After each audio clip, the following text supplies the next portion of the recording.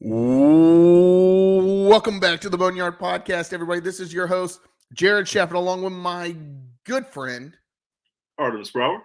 We're coming to you this week with episode 206. 206. How we doing, my friend? We're good. We're good, man. We're getting towards the end of another week. We're getting closer and closer and closer to football season. Oh, I can smell it. I can taste the mid lukewarm beers, Bud Lights, the tailgate setting up, the tequila sunrises in the morning. It's almost here. Shotgunning 3 vodka Red Bulls or 3 Red Bulls before walking into the game. It's almost here.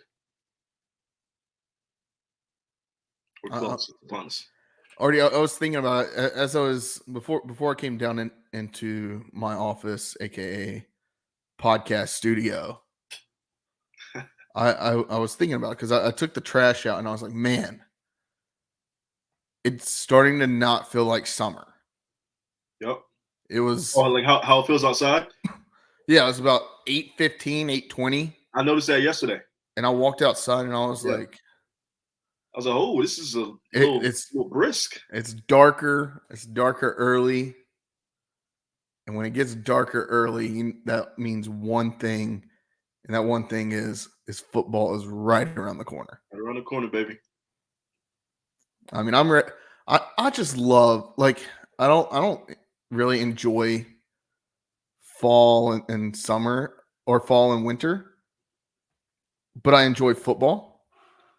And I enjoy, I enjoy being able to throw on like a nice sweater, some jeans, wear my boots, and just go watch a good football game. Tailgate, chug some beers.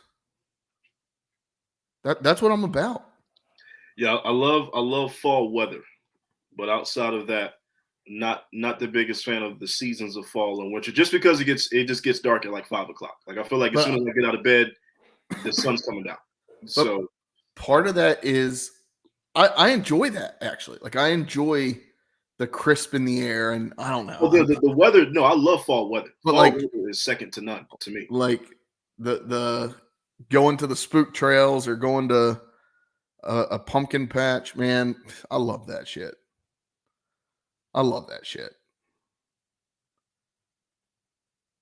Episode 206, Artie. Oh, he's getting serious now. I took the glasses off. Episode 206. It's going to be a good one. I feel it. I feel it in my bones. Thanks for letting us take a week off last week. Debbie shut down Artie's internet about an hour before we were supposed to record. I had no voice. I texted the guys that morning. I was like, guys, y'all are going to have to go without me. I have no voice. And then about an hour before they were supposed to go on, Artie was like, I have no power. And so thanks, Deborah. Honestly, perfect timing. I'm still getting over whatever I had. But yeah. Let's get into it. Episode 206. Artie, do you have a number 6? I do have a number 6. This is coming straight from the vault. All right. This is an oldie but goodie. And someone Jared should know. This is a baseball Hall of Famer, old school guy by the name of Alkaline. All right. I feel like I don't know if I know alkaline water didn't come from him, but it's just like alkaline water. It's just like, what a coincidence. But Alkaline, Detroit Tigers, played 22 seasons for the Detroit Tigers, over 3,000 hits, 18-time All-Star, 10-time Gold Glove winner, Baseball Hall of Fame in 1980, World Series champion with the Tigers. You just don't see guys like that anymore, just playing their entire career with one team, especially not 22 years with one team. So that's my number 6 for the week. I don't know too much above him outside of that. Just looked him up like 10 minutes ago. But shout out to Alkaline. Real quick, Artie, I think it's Alkaline. I'm calling him Alkaline. That, but I'm calling him Alkaline. I don't care what his family pronounces. I'm gonna call him Alkaline. And then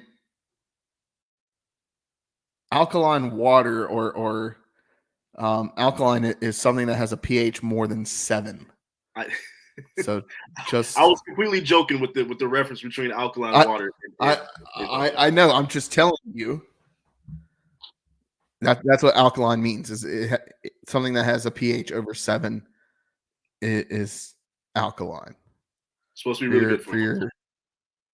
It is. But you don't want to go. You don't want to have too much of a pH. Right. Keep your pH around 7. Mine, Artie. This one's near and dear to your heart. Okay. Number 6. Former Chicago Bear.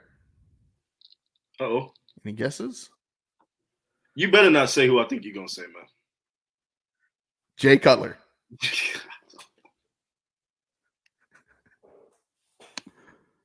Out of Vanderbilt.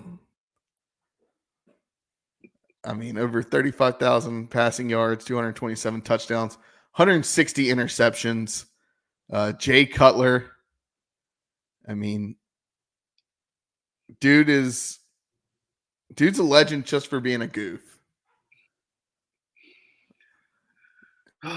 Say that one more time. A goof. A legend for being a straight goof. That man, like, he literally can't step foot in the city of Chicago ever again. He man, I thought y'all loved him. I thought y'all loved him up there. Yeah. Yeah. Mitch Trubisky was a Hall of Famer compared to Jay Cutler in terms of how I feel about Chicago quarterbacks. I'd put Mitch in the Hall before I even could, like, Jay. Oh, those are dark times. Those are dark times. And it wasn't because we were unsuccessful either. Like, we had a lot of good seasons with Jay Cutler. He just was never clutch and never showed up when it actually counted. And then also just didn't give a shit. Like, literally just didn't care. Got his money, went home, and told you, I don't give a shit. So.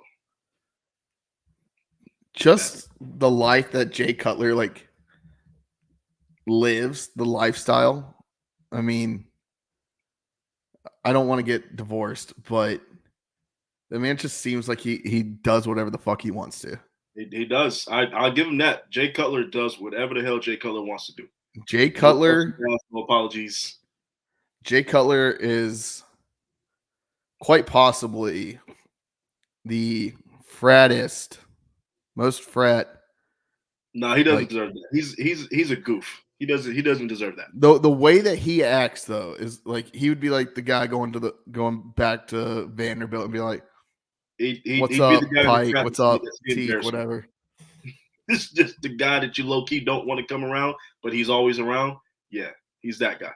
Just ripping cigs, scaring away all the ladies. Yeah, that's he's that guy. Creepy Kyle. Yeah. All right, Artie. Before we get into it, shout out College Huddle. Excited to be part of the College Huddle.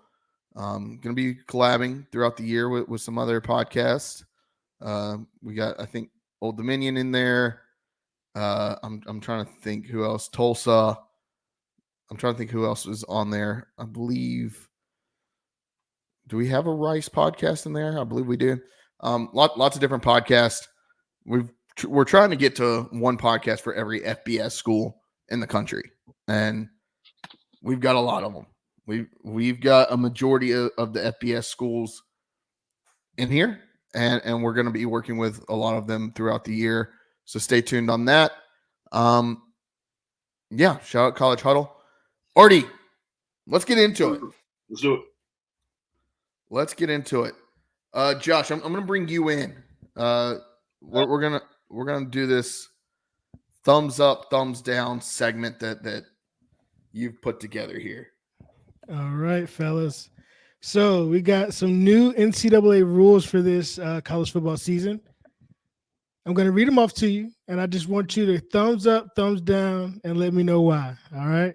So last season, the NCAA implemented the rule to stop the clock after first downs and in the final 2 minutes of each half. Now, this season, to clear up some confusion, they're going to now have a full stoppage of play for a 2-minute warning, just like the NFL. Thumbs up, thumbs down on this rule change. I like it. Yeah, I've never minded the 2-minute warning in the NFL. To be honest with you, I think it's fair. I think it's admirable. I don't necessarily need it in the first half, but I think the second half definitely. I like the rule change with the 2-minute warning. I like it for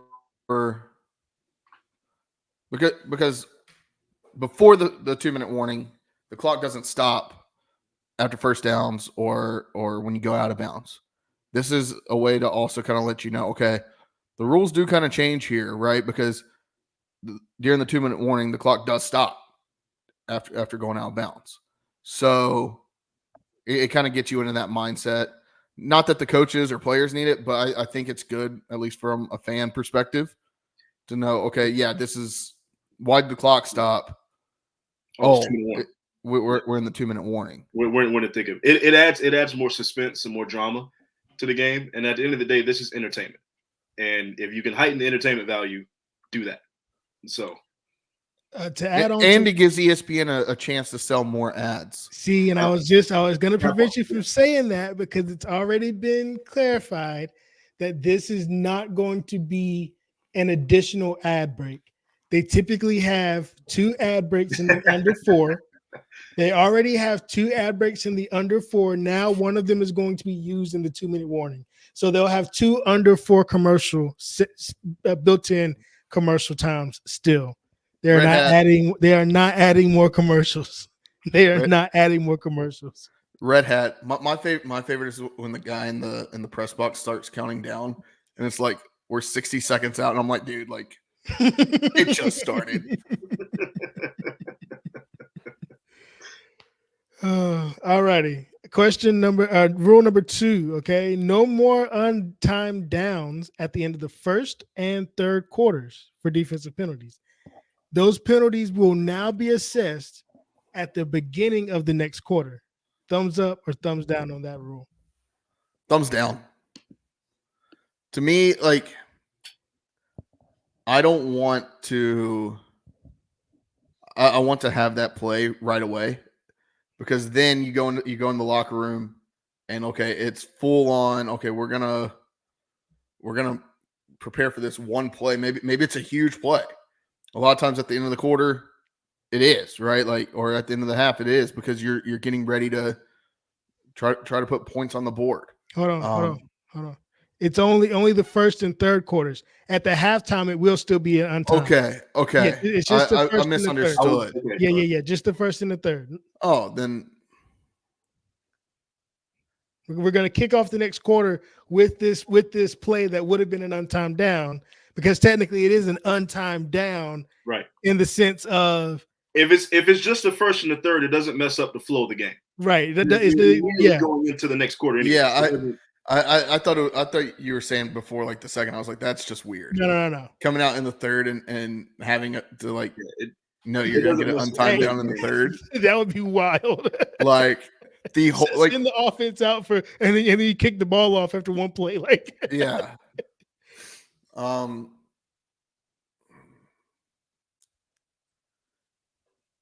Just the first and third. Thumbs up, thumbs down. I'm a thumbs up. Just because it doesn't interfere with the flow of the game. It's not going to mess up anything. Now, instead of just having this untimed down, you can just go ahead and go right into the second or fourth quarter. Do what you got to do. Keep it moving. To me, it's no harm, no foul. So, yeah, I think it's fine. I'm kind of indifferent. I do like the idea of being able to play the down like right away, because especially depending on where you are on the field, right? Like it may give you a chance to get additional yardage, and maybe you need more time on the clock for the game. I know you've got a whole nother 15 minutes, but like maybe you are like down by 3 scores and you need to get those plays, and every second counts. You're looking at it like, okay, can we make a deep play and knock some time off the clock or keep some time off the clock? So that's my caveat to it. But for the sake of for the sake of this, I'll say thumbs up. It's not terrible. That's just my only gripe with it. Okay, solid. It's basically a free play. Yeah.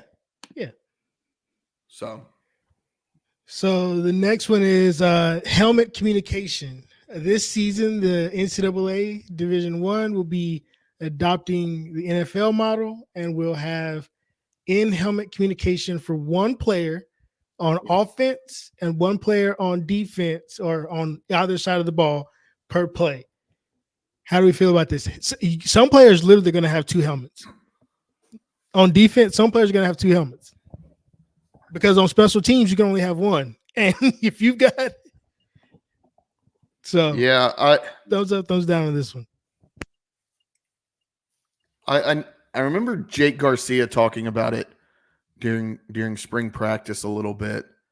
And somebody had asked him, hey, have y'all tried this out? Mm-hmm. And he was like, yeah, we tried it a little bit.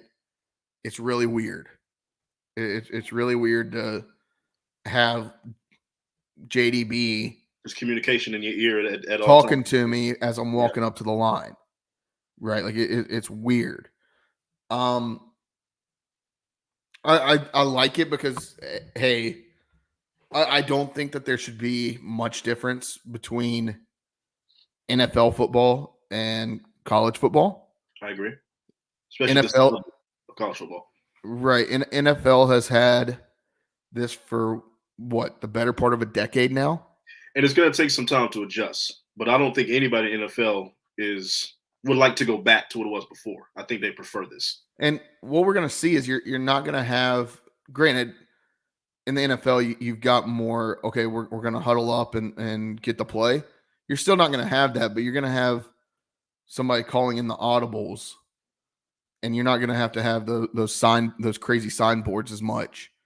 Right. You're still going to have them, but you're not going to have them as wild as some of them are. Not that that's a big deal, but I think it also prepares the quarterbacks more for the NFL. So, and also on the road, hostile environment. You're in a stadium with 70, 80,000 plus or whatever it may be. It's a lot easier to try to get that call in when you can just hear them. Put the earmuffs on real quick, get the play in, and keep them moving. Right, instead of having to look over and do this and that number. So the only worry I have, we've seen it in the NFL, we've seen it in other sports that have this. I always go to like baseball. Baseball has pitch comm now, right? Having it where it doesn't work, right? And you don't want to get so reliant on this working, right?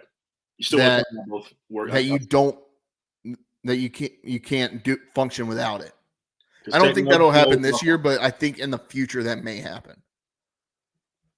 Where they're not future generations of college quarterbacks will be, oh, I've got to get this in my ear. I can't remember the signals as well, even though they're great. They have great memory and great memorization skills. I think that could be an issue down the road. I'm looking at it as a fan, right? Like I don't care if they can hear, but I'm looking at it as a fan. I don't want my quarterback to throw an interception or run the wrong play because he couldn't get something in his ear when it hasn't worked in the past. But I'll give it a thumbs up. I like it overall. All right. So this year, conferences can now request a review from the National Coordinator of Officials to determine if a player's penalty was incorrect for a specific hit. This is specifically for targeting, but now the conference can say, we don't want to make this decision and send it up to the National Coordinator to help make the decision for them. Thumbs up or thumbs down on this one? So you mean we won't get another letter from the conference saying we fucked up? No. The conference can still make their own decision, and it will still be the conference's decision, but they can defer the review to the National Coordinator Officials. We're not going to naturally do that. And then based on their recommendation, give their response. What does it matter? The game's over. Well, when you've had someone that's got a targeting, right, and they get suspended, Right. First And they're half, suspended though. Yeah, that part's, but like, I'm looking at it in the eyes of, because you can it's made for hits, right, and in targeting calls, but just like after every game, coaches send in plays to the league office and say, hey, what's wrong with this call, or is there something, like, can you look into this? Every coach does it. Every coach does it. Every team does it. I remember Coach Houston saying they sent in 5 or 6 after the Michigan game. JJ McCarthy, RIP to him right now, but my guy, he had that pass where he was 5 yards past the line of scrimmage, right? Like that, you can send that in. I think it's good that they're going to be able to review it, but I mean, you can already do that. Not for targeting, specifically for targeting. You couldn't send that up. You can't send it to the national office, but you can still Right, send it. right. And I don't know that the conference is going to say, "Oh, we're going to send it up that often." Well, right. I think that some conferences, like the SEC, and the Big Ten, who already are going to have a perception of bias towards certain teams. Like if this is Rutgers versus Michigan, Michigan's number 1 in the country, and Michigan's got their star linebacker who's like third place Heisman vote, and it's the semifinals. Like, I mean, you know what I'm saying? Like if that goes to the conference to make that, like say for instance, it goes to the SEC because the SEC was the ones who were calling that game, right? Like at that point, you gotta send that up. Josh, you've sold me because I know that ECU submitted a lot of these, and the conference has fucked ECU several times. I'm just saying there's going to be a time where Mike Houston should be going ahead and sending everything in for Tulsa tomorrow.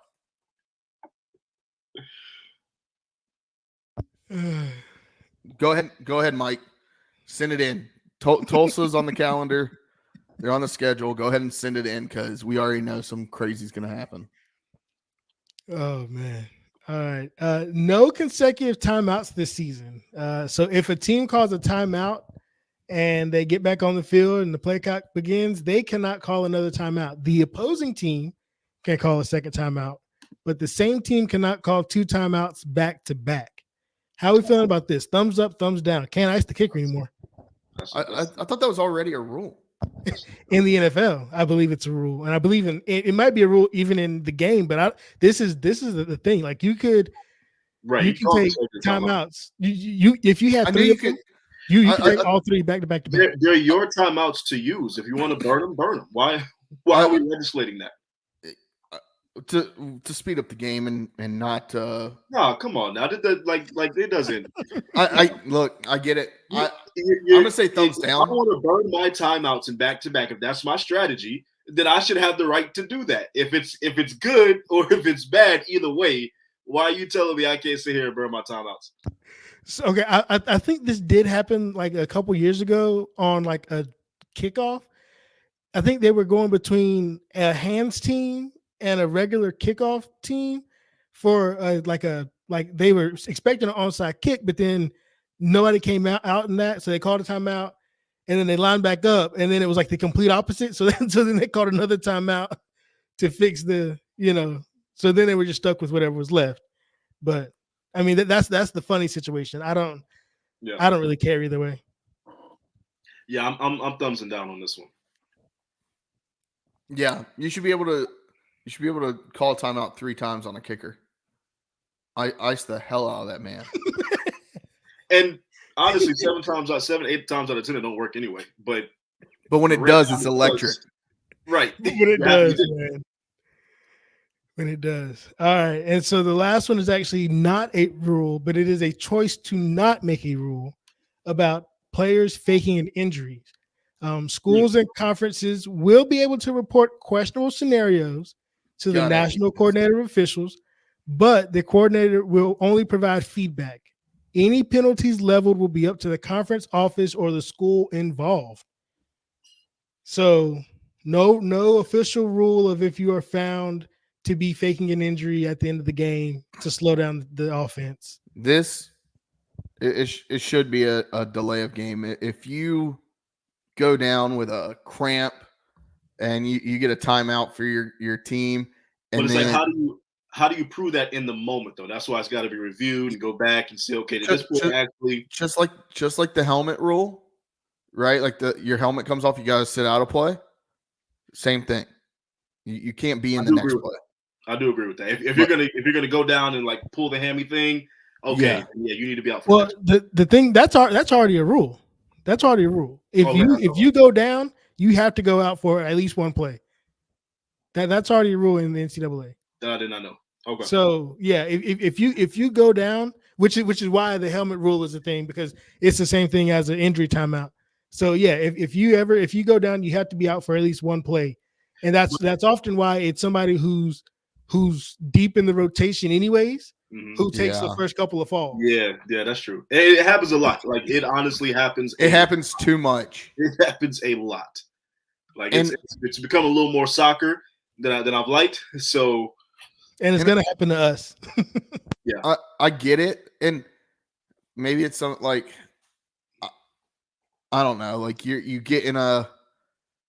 finally get in a rhythm on offense, and now you got a big ass D tackle falling over. Like, all right, no, like right, because you picked up 8-10 yards a clip for the last 4 or 5 plays, and I'm hurt. I'm gassed. All right, I need off the field. I need an oxygen tank. Yeah. Sorry about it, dude. If he dies, he dies. They should just play around them at this point. They should just play around them. Like you're faking an injury. No, the play starts, and hey, that's what we do in rugby. if you fall out, the play keeps going, dog. I don't know what to tell you. That's like it's like the same thing in the NHL, right? Like, okay, you get hurt unless it's like a serious, like you got hit in the face with a puck. Like the medic and the cart got to come out for play to stop. And so yeah, like it's okay. We just keep on going. We don't throw the offside penalty.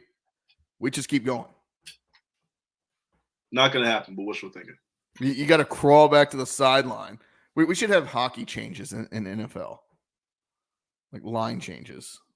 Just be able to change players anytime you want and run that risk. Make me the commissioner of college football. Chaos and violence. Absolute chaos. All Jared would bring chaos.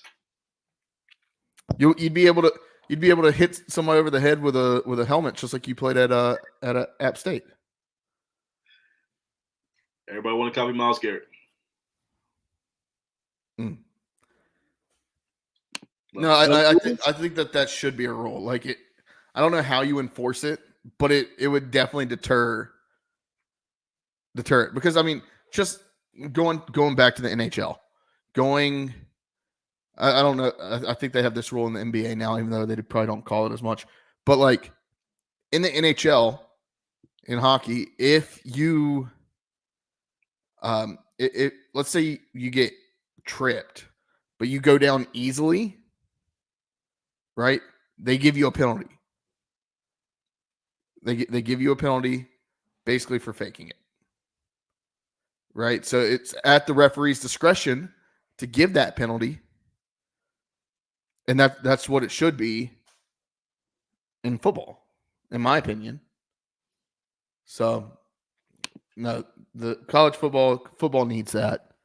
It really slows down the pace of the game, not in a way of making the game longer, in a way of you get in a rhythm. A football game has a rhythm, and it's a way to get the other team out of that rhythm. Now, granted, since you can do it, go ahead, do it every freaking play.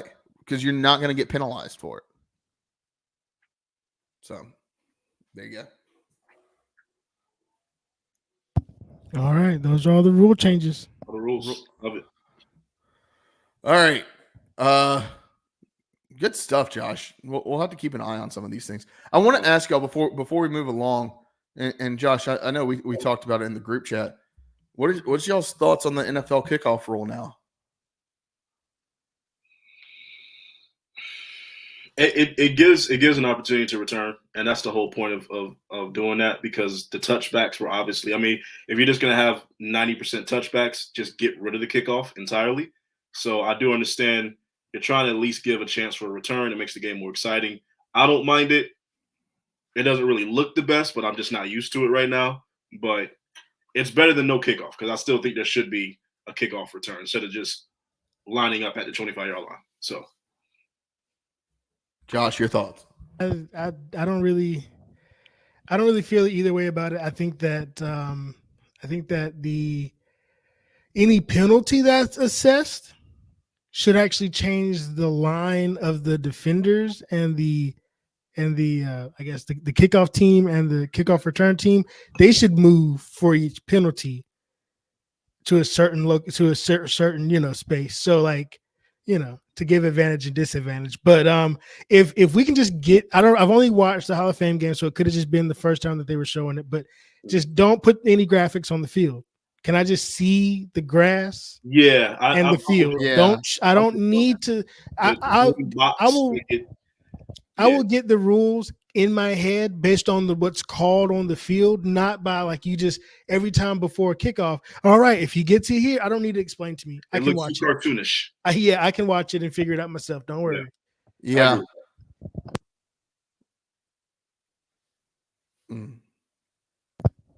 Yeah, I mean, the only thing with the moving the kicking team, like the defensive players back, they put them there for a reason. The reason they're wanting more kickoff returns, but they also want to make it the kickoff return safer, right?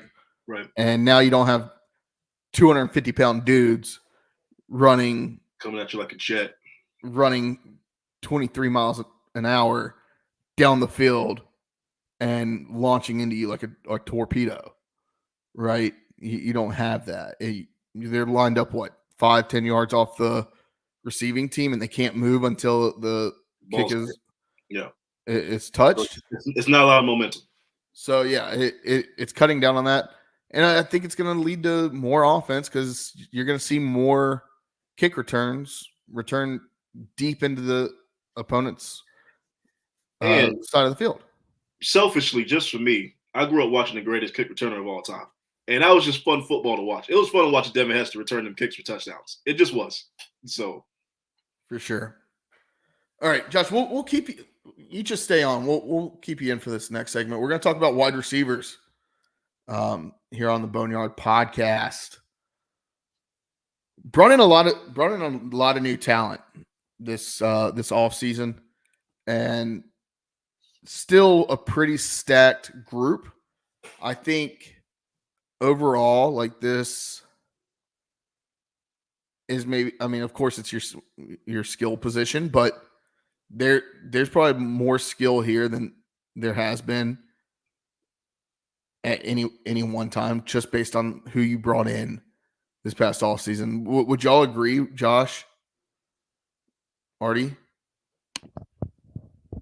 I'll say it's more skill than we've had for a while. I don't know if they'll play well together. Yeah, I don't know if they'll play well together enough to be better than some groups. But I do think that just based on plain skill, this is probably one of the most raw talent that we've had in that room. Yeah, for sure. Yeah, and I mean, you're looking at guys like a Winston Wright, transfer from Florida State, also played 3 seasons at West Virginia. Anthony Smith. These two guys, from what I can tell, lots of speed, great length, right? And that's what this offense is about. Mm-hmm. Is throw it up, let them run under it. These two guys can do that. Whereas Chase Soule is going to be your elite route running guy. And now he can still get deep downfield and open, but they've got a bunch of deep threats on this team now. Yeah, I mean, obviously, Soul is the one that you circle because that's the one you're really excited about. You think he's going to have a really tremendous breakout season for us. But the transfers the transfers from State, the transfer from Florida State. Those are the ones that you're looking at to come in and be immediate contributors. I will also say Jari Patterson. I'm also looking for him to have a little bit of a bounce back too. I want to see how he can kind of bounce back coming into his senior year. His last year here with the program didn't really do too much last season. Was kind of expecting to be more of a bigger player. So I'm interested in Patterson, how he's going to fit in this room with everybody. One thing that I'm actually very, very interested in is, we have 3 guys that are going to be the names of the room here, and then you've got 2-3 guys that are going to be really good second platoon guys. But will we have anybody of this freshman class to come in and play and fight for time?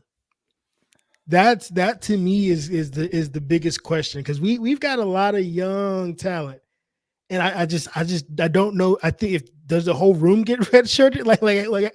How are you gonna handle this? It's a lot of people in this room. Yeah, If anybody from the freshman class is going to ball out, I think it's Jaron Waiters. If I'm not mistaken, I believe he was the number 1, he was the highest rated recruit in this season's class. He's probably my guess. I think this is going to be a big year for some of the sophomores. I mean, Josh Murphy last year coming back from his ACL tear, right? But you also got Brock Spalding, and I'm going to talk about Brock Spalding here in a little bit. That's the young one I'm looking at. He's the one I think can maybe make the move. I think the rest is good. It's just going to be too crowded of a room. Brock's the one I'm looking at. They may compete with these juniors, seniors, graduates that are going to be the guys. We've set, Josh and I, before you hopped on, Artie, we were talking about it, about how ECU over the last better part of a decade has always had maybe, I mean, and I say always, we've had a couple, and Blake Prohl and Tyler Snead. Mm. You have these kind of smaller body wide receivers, and they turn into playmakers because the New England Patriots of the South. They're just dogs out there, right? And they're hard nosed. They go in, they battle, and they put their body on the line for it. And I have a feeling Brock Spalding is going to have a breakout year, because he's going to. You go in there and you got 4 wideouts out there, or 4 wide receivers out there. Guess what? He's probably the 4th one, and you're probably putting in all your best defensive players on the others, on a Chase Sowell, on a Winston Wright, right, on a Anthony Smith. You're putting your best guys on those guys and leaving Brock open. Brock's got hands, and he can be shifty at times. So he may not have the speed that Tyler Snead had, but he can ball out like Tyler Snead. Friend of the podcast, Tyler Snead.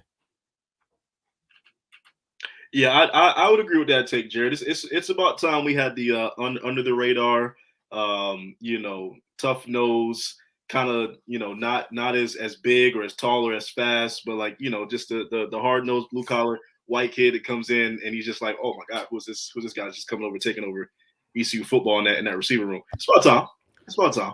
Yeah, I mean, just looking at it, Winston Wright reminds me a lot of a guy like an Isaiah Winstead when he came over. Right now, Winstead came over from, where was it, Toledo, and when he did come over, we knew how good he could be, but then he just kind of blossomed into the perfect receiver, right? And was a really good compliment to a CJ Johnson. And I think that you're going to have that with him, and maybe to a lesser extent, and Anthony Smith. I think you're going to have that there. And I think, really, to me, if we're looking at the depth chart, 1 is Sowell, 2 is Winston Wright, 3 is probably Jari Patterson / Anthony Smith. I would agree with that. Back to that freshman wide receiver thing. Yannick Smith is the guy that was the highest. Yannick Gotcha. he also is the player that I thought ECU had lost at the end of the recruiting season because he took a visit to Kentucky, I remember that. Yeah, late in the season, but he stayed true. And so far this preseason, if you peeped it, he is the only freshman to have been tagged for making a play in practice so far.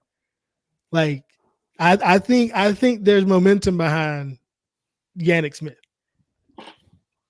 Okay. And if it's real, man, this is gonna. Why be did I think Jaron Waiters was the top? Yeah, because Yannick Smith. Well, because in NCAA 25, Waiters is my best player right now. Year 4 in the program, he's my best guy right now. Like I don't know, but Speaking of college football 25, got a college football playoff championship game against Washington tonight. Back to back Heisman's at ECU. Let's do it. No, I don't know why I thought that. This freshman class is pretty deep though. At the wide receiver position. Overall, this has been a pretty good recruiting class. But we'll see how it pans out. Anything that who do y'all say is the under the radar wide receiver? To me, it's Brock Spalding. But I'd like to hear y'all's take. I'm gonna say Jar. I'm gonna say Jari Patterson, just because I think he's got a salty taste in his mouth about last season, and I think he knows the additions that we brought in. I'm gonna say that's my under the radar guy that might make a little noise. Yeah, I'm gonna have to go Patterson as well because talking to him media day last year, hearing how excited he was, because he knew last year was his time. Like right. he was feeling it, and for it to not have gone in a better way than what it did, he's got to be a dog. He's gonna be hungry. He's gonna be hungry. Yeah, I mean he's another one of those walk-on stories for ECU though. Mm-hmm. He's another one of those walk-on wide receiver stories that's gonna be. I think it's gonna be special this year. I'm just so excited about this offense. And that number 2 spot's wide open. Like it's not a given. I think we know who the 1 should be, but that 2 spot is wide the hell open. So I think the 1 spot it's like up here, then 2 is like right down here. And yeah, Soul's your number 1. Every day that ends in 1, twice on Sunday. Or Saturday in this case, I guess. Love it. I'm excited about this group. And I mean, we also didn't talk about like Keelan Robinson, right? Like Kerry King. These are some guys that have been in the program. Now, Keelan Robinson is going into his 2nd year, but like Kerry King has been with ECU for feels like forever now. Walked on in 2020. Walked on in 2020, and somehow he's still a junior. My goodness. It just feels like there's a lot of talent, and we haven't seen a lot of it because we're a full year removed from CJ Johnson and Isaiah Winstead, really. And you're looking at it like, okay, who do we have? Last year, you have Mason Garcia and Alex Flynn trying to pass the ball and not doing jack shit, right? You couldn't get the wide receivers involved in the game. And this year, it's like, okay, will we finally see like down the field passing, not just these screen plays and run it up the middle? Mm-hmm. So I'm excited. I'm excited to see a new brand of ECU football. Agreed. All right, what's next? We got some previews. I guess we're doing how many of these? What's that? You can do all 5 if you want. Yeah, let's do all 5. We don't have to spend too much time on each of these. We're going to talk. We're going in reverse order. One thing to note on this game. This is week 11. ECU at Florida Atlantic. No, home. Oh yeah, ECU. I forgot that game's at home. I'm thinking the way it's written here. I'm thinking okay, it's on the road. I don't know why, but yeah, ECU at home. Thursday night game, back-to-back Thursday night games. So this is the first of the back-to-backs, right? So you play FAU at home on Thursday night, then the following Thursday night you're on the road at Tulsa. Going to be interesting. Also, you're coming off of after homecoming week, so you've got that extra practice time. FAU was the one team ECU beat somehow last year, right? I'm excited about it. I think that to me, I think this is a win. Now Florida Atlantic was picked just ahead of ECU, I believe. What, 6th? Yeah, just one spot ahead of us. So yeah, 6th. Picked 6th to finish 6th in the conference by the media. I don't know. To me, paint it black. This is in Dowdy. Like, come on now. To me, this is ECU all day. Yeah, I mean, we're basically going to know where we're at in the season at this point. Week 11, right? I mean, we're going to know if we're going to a bowl game. We're going to know if we're in good position to fight for a conference championship. So this could be an important game as far as seeding, as far as where we go. But like, we're pretty much going to know where we are in the season at that point. But it's a toss up. It's in Dowdy, so obviously I'm going with the team in purple and gold because it's in Dowdy. And we had FAU's number last year, and FAU's not supposed to be that much of a better improvement than they were from a year ago. So I'm going East Carolina on this one. Yeah, I'm pretty sure FAU lost their quarterback too, so I think they're gonna be starting over basically. Yeah. But yeah, I definitely think ECU. This game is going to depend on the week before. Depending on ECU versus Temple, depending on that result, the time of that game, just the feelings and the atmosphere for that game, that's going to determine that Thursday night. I'll say, looking at ECU Temple, that game should be over by halftime. I know that's a lot to say for a team coming off a 2-10 season, but to me, is that a poor prediction? Maybe Temple is the new UConn of the American. Temple's going to be very bad. Temple's going to be very, very bad. And we should absolutely – I mean, yeah, I guess the game should probably be over by halftime. It shouldn't really be much of a contest. Temple should not be pushing us in the fourth quarter. This should not – I mean, if Temple's – With that being said, they probably will be. They probably will be. But we'll probably also be sitting at like 3 or 4 wins if Temple is pushing us in the fourth quarter. So, gotta remember, Temple doesn't have EJ Warner anymore. Right. Transferred to Rice, so which is crazy. I thought he could have gone anywhere else. I mean, Rice might be all right. He believes. He believes. Okay. So, and back-to-back games against Owls. Yeah. Just think. EJ Warner. We'll plug that in there. What's that? What? I said, way to plug that in. Back-to-back games against Owls? Yeah. Yeah. I mean, there's 3 Owl teams in this conference. Absolutely absurd. There should not be.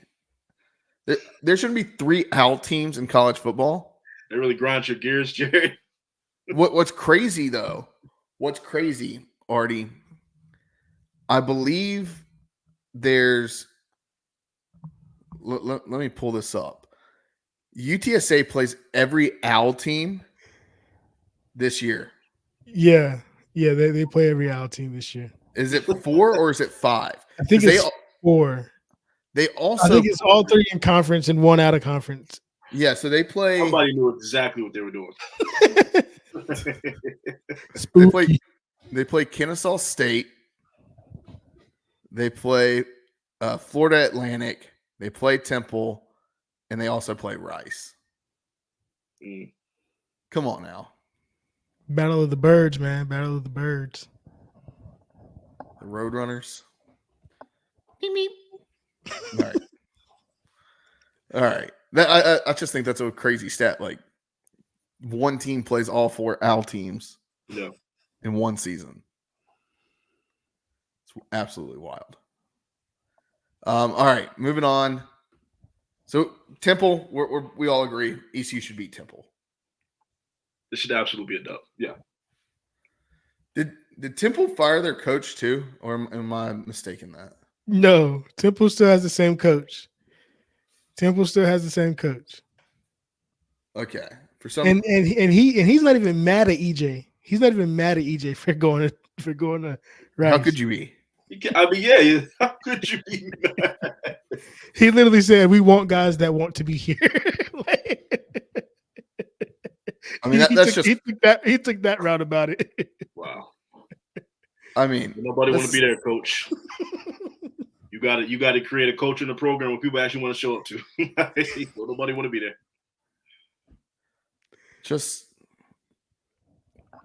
I'm just. I mean, Stan Drayton doesn't have a terrible resume. Just looking at it, I mean, coached a lot of P5 programs, running back coach in the NFL. Scotty Moe. If you're a running back coach in the NFL, don't come to college, please. I don't think it'll pan out. Don't think that'll pan out. Just warning you. Any guess on the team that he was the running backs coach for? Patriots. No. The Temple head coach? Yeah. The Bears. Stan Drayton. Duh, Bears. There you go, Artie. Your guy. No, not my guy. All right. Week 8, ECU's at Army. This is coming off a bye week too. Is this stat true? We really 8-0 against the Black Knights? Yeah. I did not know that. We also haven't played in 20 seasons. Hey, there've been some 2-point wins, but we've never lost. Wow. The Army is the opposite of Navy. I don't know.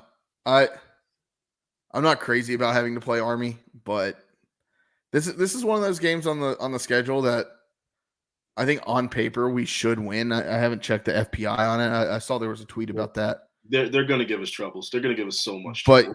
But the Army's going to give us a lot of trouble. Now, I don't think that,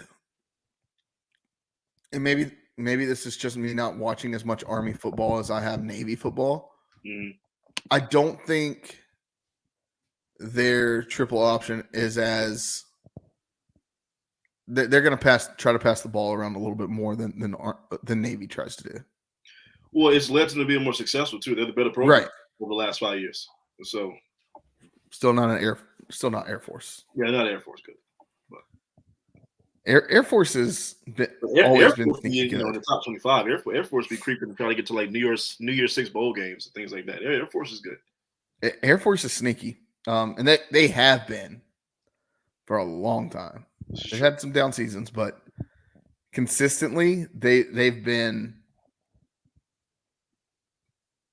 they've been one of the better service academies as far as President Trophy winners. I'm not looking forward to this game. I always get upset when we play Navy. It pisses me the freak off. I hate playing Navy. And the fact that we have to play Army and Navy in 1 year. Yep. And it's going to happen again. I hate it. And this is the same reason. Like, look, thank you for your service. The same reason I was not happy about Army joining the conference. I hate this brand of football. Sorry. Go ahead, Josh. I don't feel either way about it. Having the Navy game of 2015 be my first experience as an ECU away game in the marching band, that was an experience, and I don't want to see ECU play Navy ever. But I literally had my wedding while they were playing because I just don't even. I mean, just so Army's probably going to fall into that same category. I don't want to see it. I don't care. ECU could win by 1,000. ECU could score on every single offensive play and special teams play. I do not care. I don't want to see it. Look, yeah, it's going to be 2 houses of horrors now. Instead of a house of horrors, it's going to be 2. So they're just going to give us fits, and it's not going to be a high scoring game, and we're not going to blow them out. It's going to be close all the way to the damn wire. It's going to come down to a last possession or last few possessions. Like that's just what it's going to be. Navy skunked us last year, dog. Like they skunked us, right? Like the service academies are not it. Like they're just not it. Yeah, you can miss me with the service academies. Like I do not want to play them at all. I don't like playing them. Yeah. Like it's cool to see the pageantry and all that. Like that's cool. It's every game with them. I don't want to see the football. The football sucks.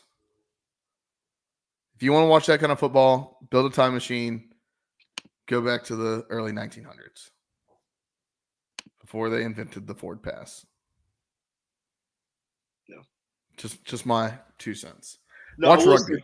For the fans that are going up there, it should be really cool. West Point, seeing the campus and doing the tours. I've been to the campus. The campus is beautiful. There's a good pizza joint right across the street. Right on the Hudson. It's gonna be beautiful. But the game, we'll see. Yeah. I don't want to play Army. Playing Army sucks. All right, ECU at Charlotte. Did y'all see Biff trying to get his fans to come to the game? Honestly, probably one of the biggest games that they've had there, at least at a G5 level. Charlotte, JMU coming off the incredible season that they had last year, trying to get his fans riled up to come in and fill all. How many seats does that place have? 30,000? I think it's 30,000. Yeah. That place will be lucky to have 20,000 people in it opening day. It'll be sold out for the ECU game. I'm talking about opening day. Oh no. Capacity right now is 15,000. They had that's 15? the 30. Yeah, the record is 19,151. 19,151 is the record. They play in a soccer stadium? Yeah. The expansion will I think both of the expansions get them to 30. Oof. Which is what they're raising the money for right now. But yeah, right now it's just technically 15,000. $15,000. 15,000 people. Oh my goodness. There might be 15,000 Pirates in Charlotte on October 5th. That's really, really small, man. Extremely small. Their stadium was built with the FBS minimum when they first became a thing. Like they built it to the minimum. Wow. I've seen 10,000 at a high school football game in Greensboro. I mean, come on now. That's crazy. I joke about some of the smaller stadiums that we play at, and that's just sad. I don't even want to talk about that. That's just sad. I feel 15,000 people. I thought Charlotte had at least 30K. Now get your numbers up. No. The program just started. It's not like this is some historic program. They did just start. But oh no, that's weak. Their namesake also lost his largest investment. So, right. Yeah. Still. Because what is it? Jerry Richardson? Jerry Richardson. Yeah. Yep. I'm surprised they didn't change the name. Like Yeah, you would think they would. like it's if the NFL made you sell your team, like the NFL's okay with a lot of stuff. They made you sell your team. Like it's like having P. Diddy Stadium and you don't change it. It's like, come on now. Oh man, Pitbull Stadium. I mean, how are we feeling about that, guys? How are we feeling about that? I'd be okay with a Vince McMahon arena. But then again, now Vince got his own stuff too. Skeletons. There might be some at ECU, honestly. Right. There might be some stories. I don't. Lurking on camera. Him and Linda McMahon, yeah, they're skeletons. There are bodies in the tar. I wouldn't doubt that. Anyways, there's. I don't want to know what's in the Tar River. I think ECU beat Charlotte. I also think that Jerry Richardson Stadium on the 5th is 90% purple, and that's me being like, Hey, they not even gonna let us say they're not even selling us tickets, bro. I'm gonna say, well, you can't even buy a ticket. What do you They're not mean? even selling to us. I don't But that's doubt very reason because they know we're gonna show up. I don't doubt that there's ECU fans buying season tickets to Charlotte just so they can get a ticket to that game. It's legitimately not nearly as expensive as I thought it would be to get their season tickets. And I was like, I could afford to do this. Like, this isn't that bad. Honestly, y'all should go do it. Like, if you're listening to this, go buy season tickets to Charlotte, because then every other game of theirs is empty. It's just empty. Or if they're good, you can make some money. They're not going to be good. They're not going to be good. I think Biff was talking about, hey, we're trusting the process. We're building. No, you went out and you built a team through the transfer portal. You can only do that so much in college football. You've still got to recruit at the high school level. Yeah. And I don't think that they've done enough of that yet to put together a hodgepodge group of randoms at Charlotte. Now, don't get me wrong. They brought in a bunch of guys that were highly recruited out of high school, but there's a reason that they transferred, and there's a reason that they ended up at Charlotte. Now, I will say, I don't think we're going to be far and away better than Charlotte. No. I don't think we're going to Charlotte and win that game, 45-10. That's not going to happen. I do think that place is purple, and I think that may be the beginning of the rivalry. Like last year was, okay. I think next year is going to be absolutely the beginning of a rivalry. I welcome it. I want some hatred. I want some more hatred in my life. I need that. Paint Charlotte purple. You about to say go, man. You almost said go. I did almost say it, but I was reading the UT. All right, while we're on it, those Charlotte unis are god awful. They're not that bad. They're bad. Awful. They're not that bad. They're not. I don't like the big letter on the side of the helmet. That don't do nothing for me. And they're not really gold. It's like creamish colored. It's not really gold, but they're not that bad. They're not. They're so bland. It's just stained off white. That's all it is. Yeah. Stained off white. Yeah. You're literally wearing beige. It's not impressive, but it's not ugly either. It's not the ugliest thing off the bus. Like, it's not terrible. I don't know. I think when we were talking about it in the group chat, I think everybody was, for the most part, on the same page that they're not the greatest. They don't pop. And Charlotte fans are getting excited about it. I get it. You're excited because your normal color scheme is god awful. That is true. Yeah, the regular Charlotte colors is. They're just happy they don't have to look at that ugly ass green. Sorry about it. Yeah. Anything else on the jerseys? Otherwise, let's go to the UTSA. I think this game's winnable. The UTSA game. I'm not saying that it's a easy win, but I do think that it's winnable. They don't have Frank Harris anymore, right? It's going to be at home. People forget ECU had its best offensive game last year against San Antonio. That first half was electric against UTSA. I remember watching him on my phone. I was at the BJ's restaurant here in Winston-Salem eating me some sriracha cheese dip.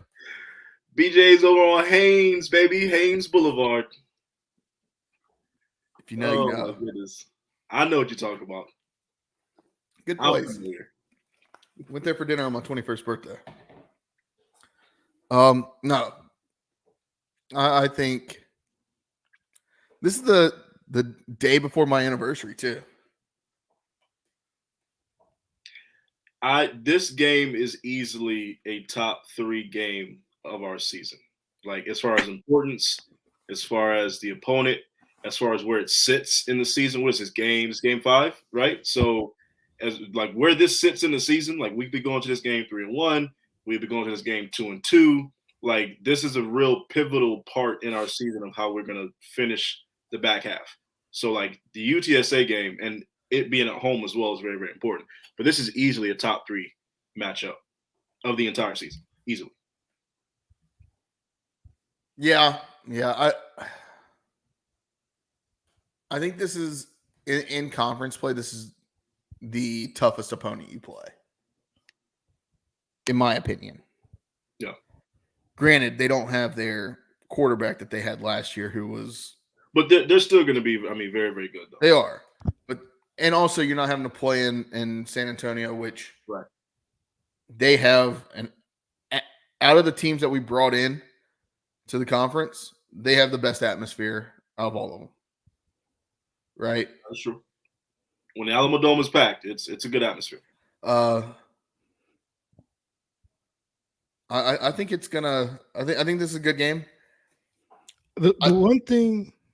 No, go ahead. I would say the one thing that bothers me about this game is that it's week 5. Even if ECU and UTSA were both 5-0 coming into this game, we would still have a noon time slot on ESPN Plus. This week is loaded, and it's not even the most loaded week, but it's stacked against us. It's stacked against us. You start to get to the nitty gritty, man. Week 5, you really start to get into it. Season starts. we into it. I'm just pulling up week 5. Let's see what other games are. App State, Liberty, Wake, Duke, Washington State, Boise. Which that's not crazy. Yeah. Florida State at SMU, Stanford at Clemson. Like that is wild. SMU, FSU, Arizona, Utah. Like you're getting some wild matchups. Yeah, but like none of them. Georgia, really Alabama. Georgia, Alabama, that's a game. That one's already slated 7:30 ABC. Kentucky, Ole Miss. I saw that one. Oklahoma State, Kansas State. Oklahoma, Kansas State. Arizona, Utah. Both will probably be ranked. Colorado at UCF. Like that's got to be a night game. Yeah, like that's got to be a night game. Like that's gonna go crazy. Gus Malzahn in the bounce house. Yeah, I mean Gus Malzahn against Prime. What? Yeah, it's gonna be wild. I'm just looking at. I love looking at like schedules. Week 6 is kind of so many good games, man. I'm gonna be this. This really is, in my opinion, gonna be one of the greatest seasons of college football, like in the history. Honestly, of college. There's so many good games. Honestly, week 6 is maybe one of the worst weeks that I've seen. I do agree with you there. Like the best game that you have right now on paper is Iowa at Ohio State. That UCLA at Penn State. Pitt Carolina always puts on a show. Just wait. But are either one going to be good though? No, either one going to be good. Missouri, Texas A&M. I think that'll be a good one. That might be decent. Charlotte's going to get to Indiana this year. Wow. Good for them. James Madison at Carolina. Jamie's going to wipe the floor with them. I hope they go into Chapel Hill and beat the brakes off. ECU at Liberty. This is week 4.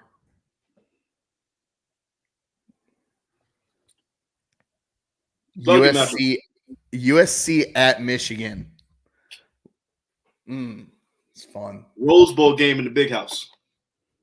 Lots of fun matchups this year. Like everybody talks about conference realignment and how terrible it is, and it is.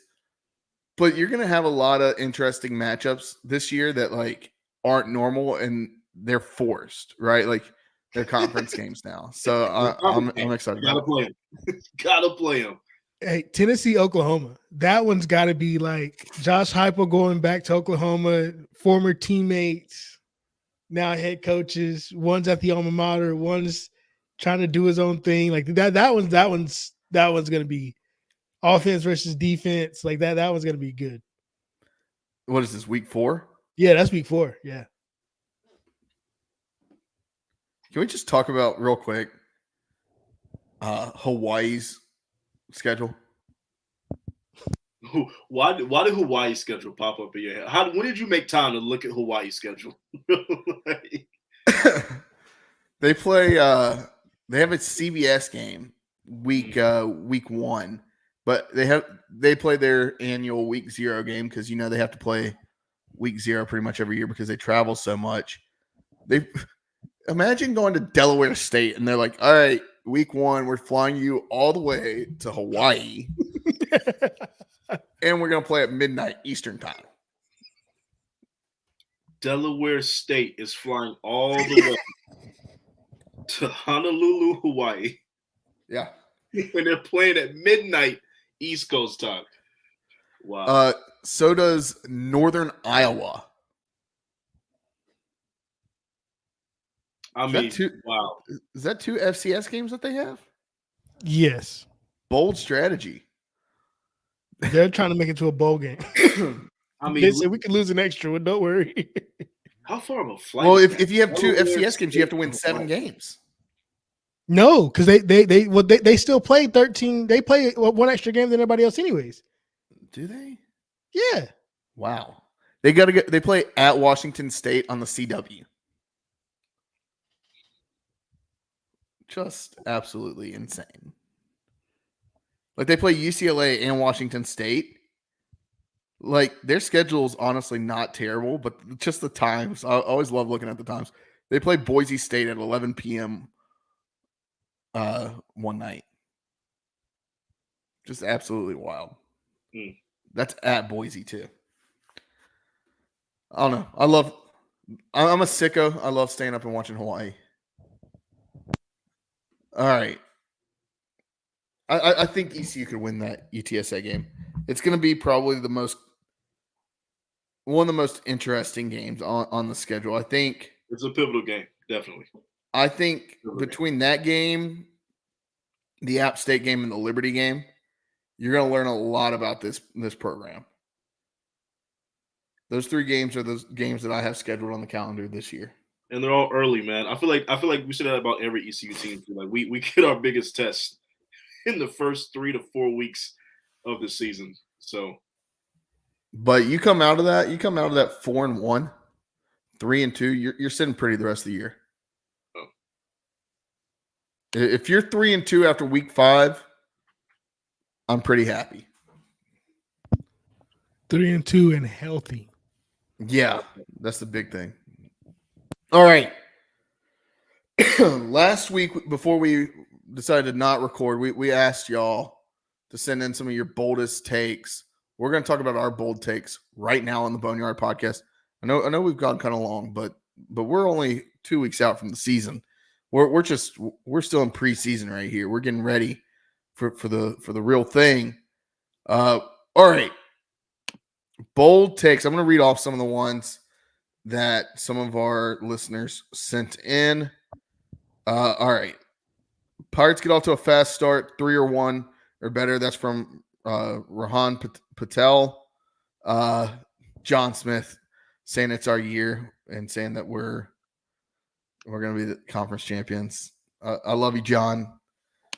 Not sure about that one. Dylan Woolard, 10 wins.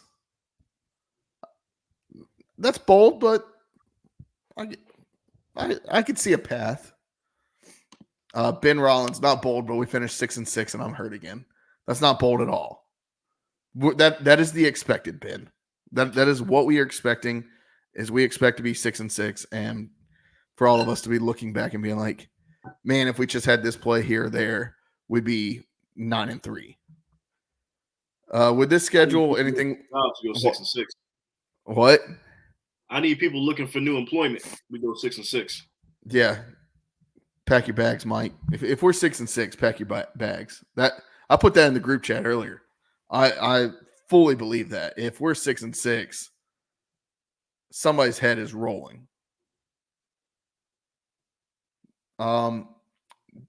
D Fresh at Doug Pirate. The playoffs. Yeah, with this schedule, anything less than 12-0 is not bold. My former roommate, Justin, win a bowl game. I don't think that's terribly bold. Andy, 9-3, make the conference. That might be the boldest out of all of them. The fact that somebody thinks that ECU is gonna, like, I think that the people saying 12-0 in college football playoff, I don't think that they actually mean that. But Andy Whitaker saying 9-3 and make the championship game. No, the way he says that, he's saying that with his whole chest. He means that. See that into fruition. Like he is speaking that into existence. Brett Luna still playing on January 1st, 2025. I mean, they do have some of the lesser known bowls after January 1st. Still, I don't know what the bowl schedule is this year, but you make the college football playoff. You go on a crazy run, make the college football playoff. Which I'm not saying. Somebody's gonna say, "Oh, Jared's an idiot." He said they're gonna make the college. I'm not saying that, but I think the winner of the American Athletic Conference is the G5 representative in the college football playoff. I think that this year the American is still better than the Sun Belt. I think there's going to be some Sun Belt bias. I think there's going to be some Sun Belt bias, but we'll see. We'll see how both conferences play out. But I definitely think there's going to be some Sun Belt. But is there? Because everybody's, even the national media still thinks that the American's better than the Sun Belt. I think the only people that think that the Sun Belt is better than the American are Sun Belt fans. I don't know. But it really does depend on how the conferences play out, though, and who beats each other up. I think that the top or the bottom of the American is on par with the mid of the Sun Belt this year. Maybe not Temple. Temple's forget about Temple. Maybe forget about Temple and Navy.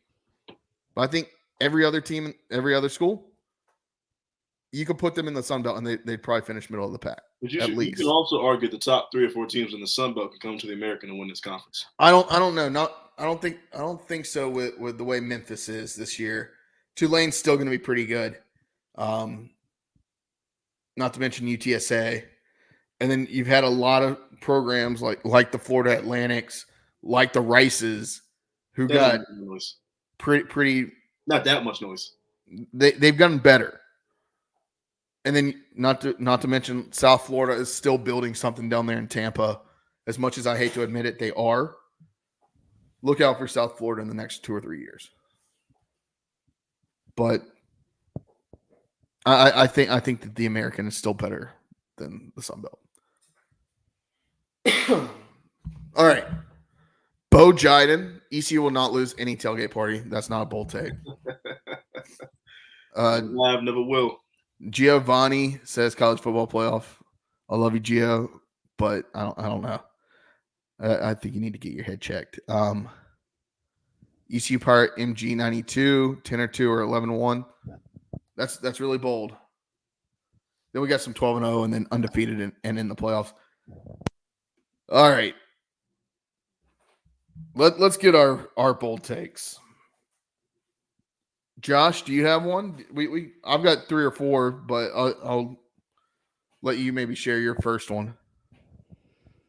My first bold take is that in the American Conference, there will be a tiebreaker for the top team, or really for the top 3 teams in the conference, that will upset someone. Not sure who the 3 teams will be and how it'll shake out, but I think that this conference at the top is going to have 3 that just shine above the rest, either because of the schedule or because they're actually good, mixture of both, and the tiebreakers are going to make people mad because of those differences. That's how I feel. That's a bold prediction.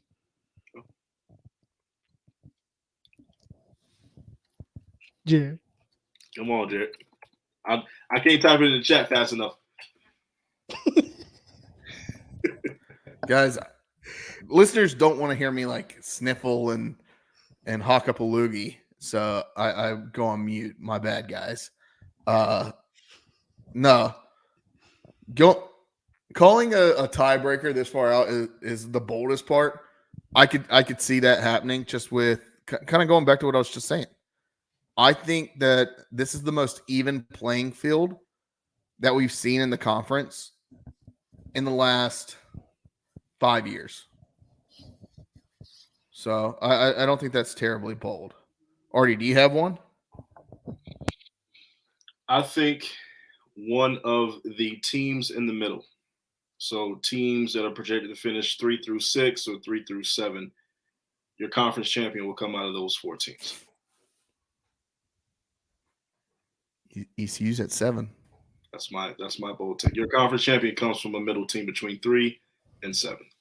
So just so that the viewers can know, that's South Florida Army, Florida Atlantic, ECU, and Rice. It's my bold take.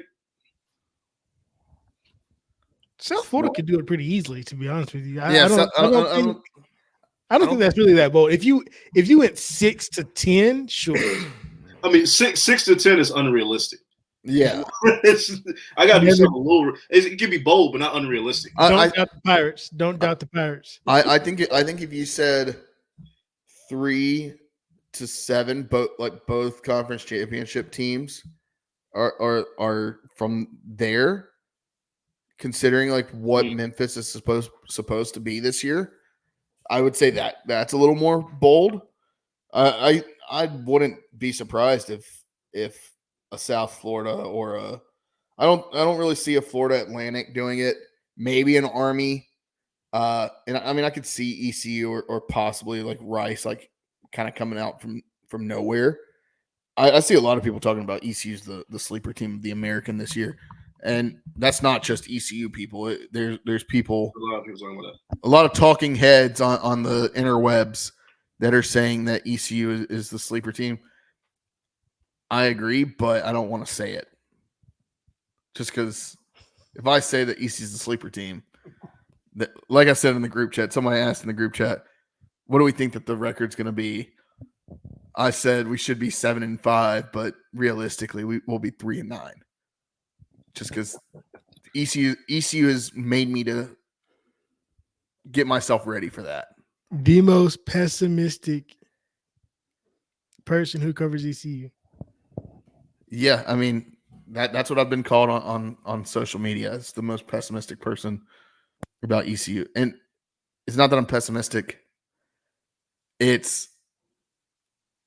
I've seen this time and time again, where I get my hopes up, and I'll tell you, August 31st, I'll tell you that day, ECU's going 12-0. But then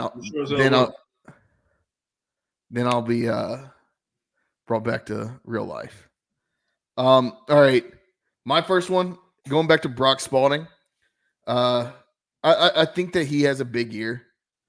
And I already kind of gave this one away. Like, I think he fits into that Tyler Snead, like, okay, here's your emergency valve, right? Like, throw the ball to him. He's going to get you yards. I think that's how he's going to be looked at this year. All right. Josh, your next one. Do you have another one? I don't. Not that's don't? ECU specific. Well, just give me another one. Anyone. All right.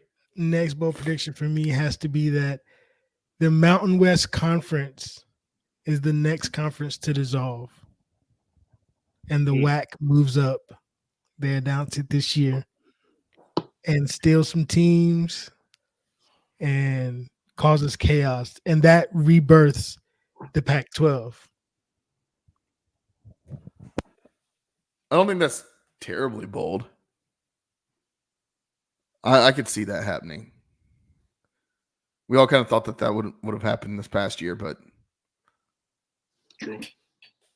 I don't know. It's going to piss me off when San Jose State is considered Power 5 just because they're part of the Pac-12. Them in Hawaii. No. I think Hawaii goes whack in this situation. You still have Fresno State, San Jose State, Boise State, Washington State, Oklahoma State. Or not Oklahoma, Oregon State, excuse me. Got my orange and black O states mixed up. Nevada. Yeah. UNLV. San Diego State. Yeah. I mean, you got 10 teams. To me, it's still not better. It's still not better than the American. It's not better, but they'll have all of the rights of the Pac-12. Which is going to piss me off. It's going to piss me off so much. You really think that they're actually going to be considered P5, though? They're going to have all the same rights. Yeah, if they have the rights to the conference, it's all the same. I don't know. It's going to be absolute bullshit. That's the whole reason behind the legal battle, to keep for Oregon State and Washington State to own the name Pac-12. Yeah. Like that's the whole basis. Is if they can going to be left out when it matters most, though. But I guess you can have the title. Yeah. I mean, it's still going to be an automatic qualifier into the college football playoff. We get all the qualifier. No, we don't. It's the top G5. It's the top G5, but I mean, you said champion. For the last 45 minutes, we're in the best G5 conference. So if ECU wins the best G5 conference, we're in. True. I think that there's some consolidation of conferences. I think more conferences start to dissolve and get eaten up by some of the other ones at the G5 level. I don't see a world where Conference USA exists in 5 years. Rebirth of the WAC. I don't know. All right. USA is like a cockroach that refuses to die. Artie, do you have another bold take? I do have a bold take. Mine is also more like just college football world in general, outside of ECU. And that is one, the Cornhuskers are back. Nebraska will be contending for a Big Ten championship this year. Huskers are back. That is my bold prediction. I think that they're beginning 6 weeks, 7 weeks of their schedule is very nice for them. And I think that they are going to be in contention. I think it's finally going to be like Nebraska's creeping on 9, 10, 11 wins this season. I see it. I think Matt Rule's a good college coach. He was not good in the pros, but I think he's a damn good college coach. Nebraska might be back. I'm going to say that's not even bold, because that's absolutely a bold prediction. Nebraska sucked for 15 years. If you saw that clip of Matt Rule talking to the team in that huddle, man, I would run through a wall after hearing that thing, dude. Like that, like legitimately. Well, come on, man. We talk about the Big Ten. The Big Ten's gonna be a legit conference. Put aside anything else about Matt Rule as a coach, and put anything else aside from Nebraska, wherever they are talent wise. Yeah. If they get that kind of motivation every single game, that's not unrealistic. Like I don't think that they're that far off talent wise to be able to. And if They've the never been that coaching, far off talent-wise. If you've been paying attention to Nebraska, they Right. haven't been that far off regardless. It's just that they haven't had the coaching. right, and I think if they get the motivation and just a few good play calls, I think that it's easy for them. Yeah. Cornhuskers are back. Book it. All right. Mine are all ECU related because I understood the assignment, but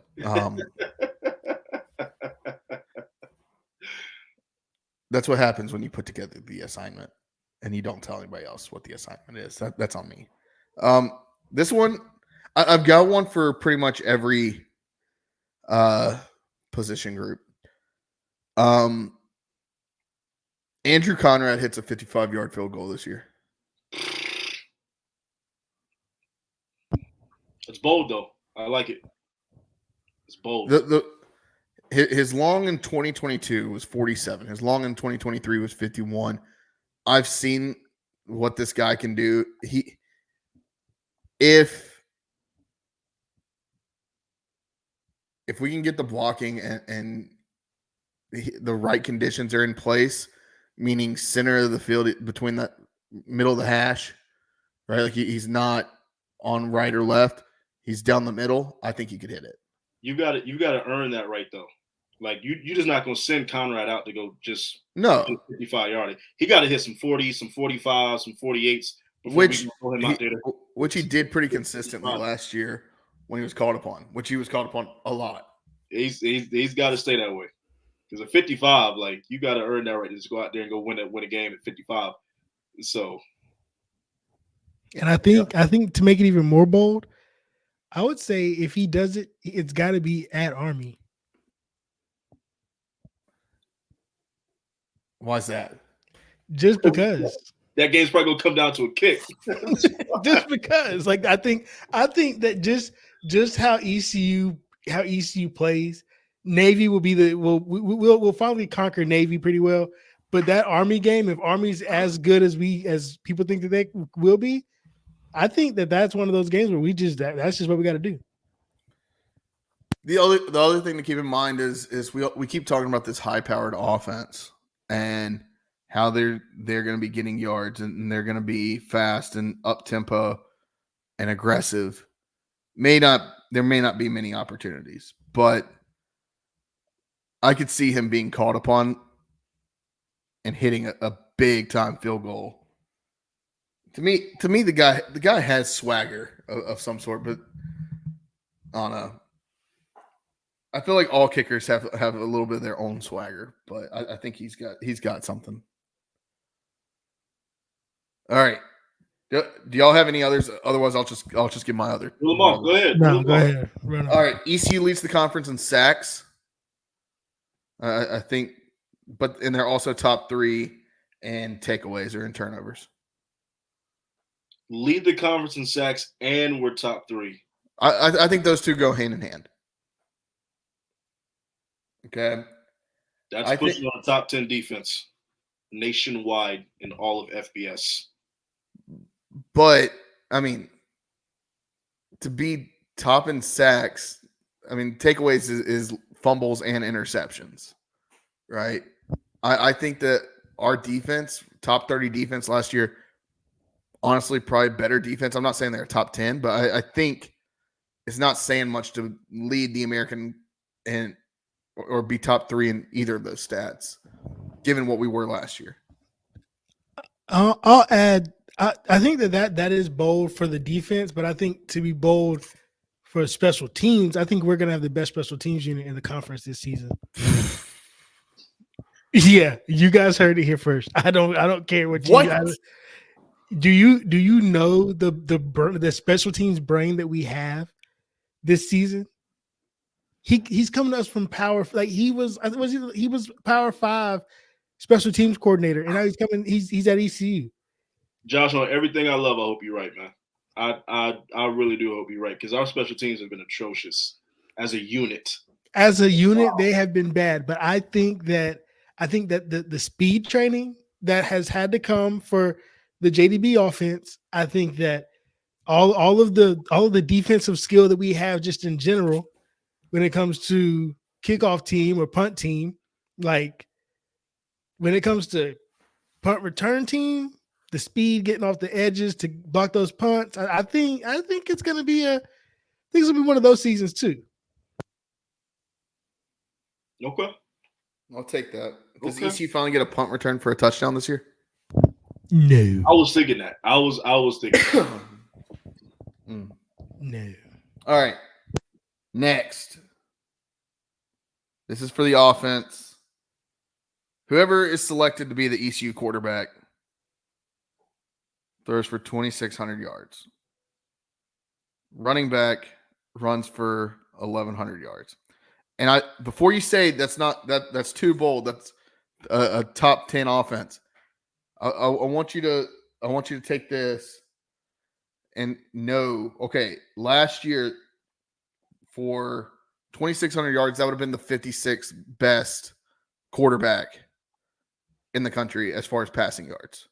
Mm-hmm. For the 1,100 yards as a running back, that would have been top 35. That would have been 35th best. Okay. Both of those positions would have been 3rd and 5th in the American Athletic Conference last year. So I don't think it's that terribly bold, considering last year Alex Flynn was 105th in the country in passing yards. Kane Hauser, who played in arguably the toughest conference as far as defense goes, with a honestly god-awful team in front of him, was still 96th in the country in passing yards. So just my take. Y'all's thoughts? I don't think the 2,600 is that bold. I think the 1,100 rushing is going to be a little bit harder to do. I don't think we get a rusher over 1,000. That's just my personal opinion. I think we get close to it, but I don't think we get a rusher over 1,000. I don't think the 2,600 is that bold, though. If we actually are doing what we're supposed to be doing. I was thinking the rush was probably the more aggressive one. But Josh, I'd like to hear your thoughts. Yeah, I mean, together, it's a bold take together. Mm-hmm. Passing, I don't think that's too crazy, especially because if you think about, like you said, Kaden Hauser, if he is as productive as he was, you got to remember he didn't even play all 12 games. Right. So, I mean, if he's just as productive as he was, I don't think that's really too far off for him. Just even if our offense is as bad as his felt last year. Right. So I think that's not too bad. The rush is. I'm not going to talk about my perspective on the ECU run game this season. I need to see it first with this offense. I think coming with.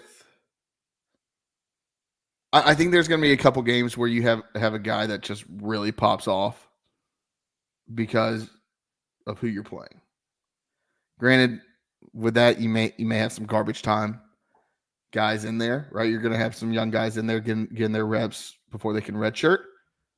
That may be a factor, but I think that we do have at least 1,000-yard back, whether it's Bond or Harris. I think we have that. That would be the one thing that I think holds us back, though, is we've got 3 running backs that could honestly probably be a number 2, at least a number 1 or number 2 anywhere else in the conference or in a group of 5. Just my take. All right. Lastly, Pirates finished top 3 in the conference. I don't say they make the conference championship game, but I think they finished top 3. That's it.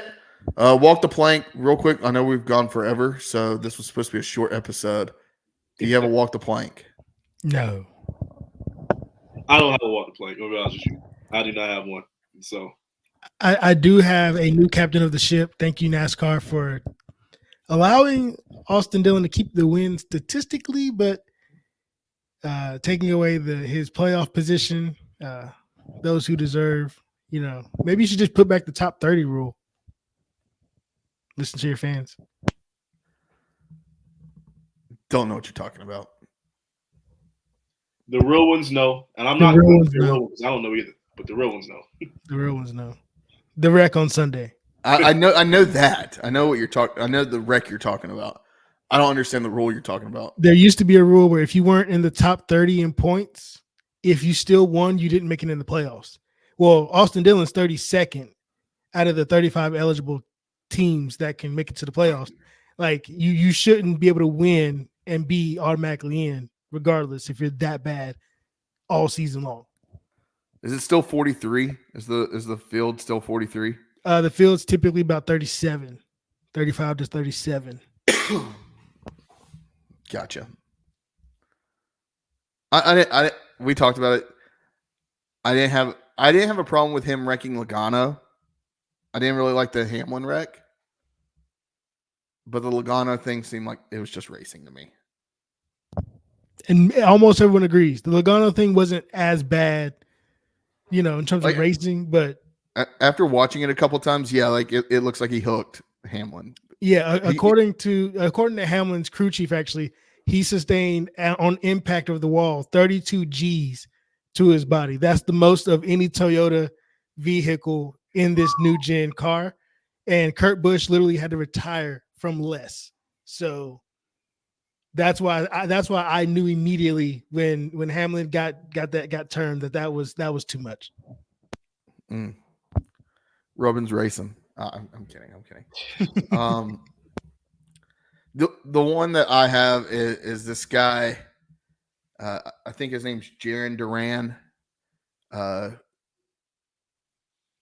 MLB All-Star. I think he's an outfielder for the Red Sox. He used a homophobic slur on earlier this week, and he got suspended for 2 games.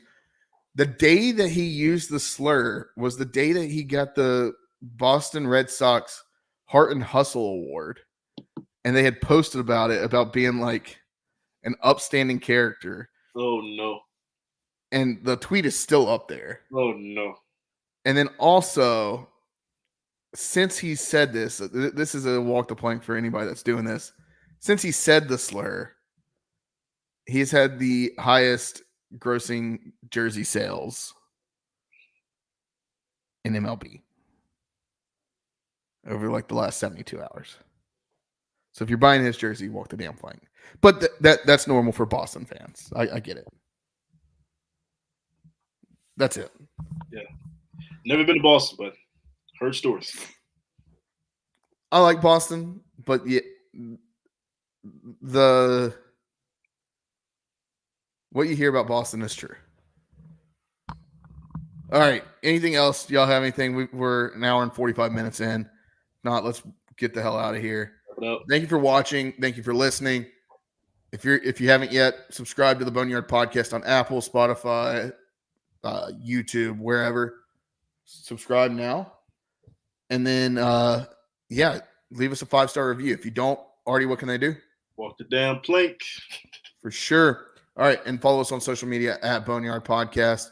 That's all I got. Thanks for sticking around with us for the last hour and 45 minutes. We really appreciate y'all. And guess what?